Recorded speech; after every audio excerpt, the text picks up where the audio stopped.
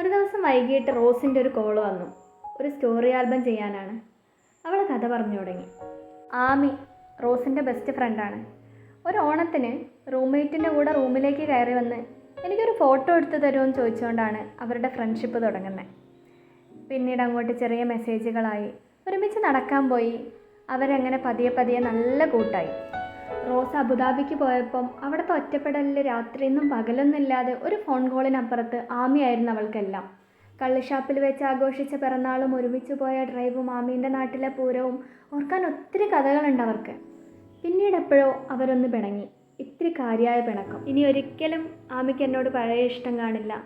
Still I want to say a sorry എന്ന് പറഞ്ഞാണ് അന്ന് റോസ് ഫോൺ വെച്ചത്.